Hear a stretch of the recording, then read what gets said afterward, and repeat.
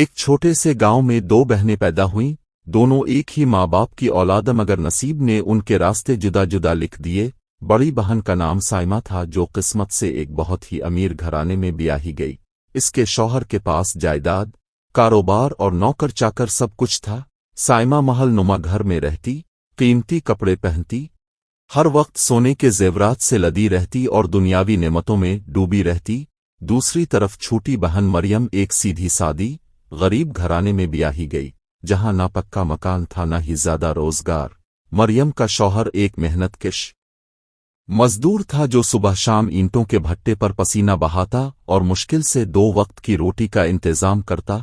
मरियम पुराने कपड़ों में भी खुश रहती और अल्लाह का शुक्र अदा करती, मगर दिल में ये दुख हमेशा छुपा रहता कि बहन के पास सब कुछ है और उसके हिस्से में गुर्बत आई है।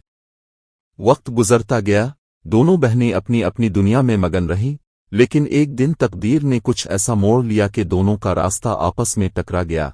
साइमा की नंद यानी शौहर की बहन की शादी का मौका आया तो पूरे खानदान को दावत दी गई। गांव भर में चर्चे थे कि शादी में कैसी शान और शौकत होगी। साइमा ने अपनी हैसियत के मुताबिक लाखों का इंतजाम किया, हाल बिक कराया, बड़े बड़े शेफ बुलाए और हर कोने को रोशनियों से सजा दिया। दूसरी तरफ मरियम को भी बुलाया गया। वो दिल ही दिल में सोचती रही कि क्या मैं इस शान और शौकत में जा सकूंगी। मेरे पास पहनने के लिए नया जोड़ा नहीं, जेवर नहीं, न ही बच्चों के लिए अच्छे कपड़े हैं। मगर शौहर ने कहा कि बहन की खुशी है, जरूर जाना चाहिए। सो मरियम ने पुराने कपड़ों को धोकर साफ सुथरा किया और बच्चों को भी तैयार किया। जब वो शादी में पहुंची तो वहां सबके चेहरे रोशन थे, कीमती लिबासों में लोग जगमगा रहे थे। मरियम सादा कपड़ों में एक कोने में जा बैठी। साइमा ने दौर से अपनी बहन को देखा, मगर दिल में गुरूर आ गया। वो सोचने लगी कि अगर मैं अपनी गरीब बहन के पास गई तो लोग क्या कहेंगे। उसने नजरअंदाज किया और अपनी अमीर सहेलियों के साथ तस्वीरें बनवाती रही। मरियम का दिल दुख से भर गया, मगर उसने सब्र किया और सोचा कि रिश्ते दौलत से नहीं दिल से बनते हैं। इसी दौरान खाने का वक्त आया। सब लोग मजे से खाने लगे, मगर किसी ने मरियम और उसके बच्चों को जगह न दी। वो चुपचाप खड़ी रही, यहां तक कि इसके छोटे बच्चे ने रूकर कहा, उम्मी, हमें भी भूख लगी है।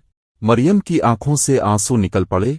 इस लम्हे साइमा की सास यानी अमीर घर की बुजुर्ग औरत ने ये मंजर देखा और फौरन आगे बढ़कर मरियम को इज्जत से अपने साथ बिठाया, खुद खाना डाला और बच्चों को प्यार से खिलाया। पूरे मजमा में खामोशी छा गई। सब ने देखा कि जिसे हमने कमतर समझा था वो असल में इज्जत की हकदार है।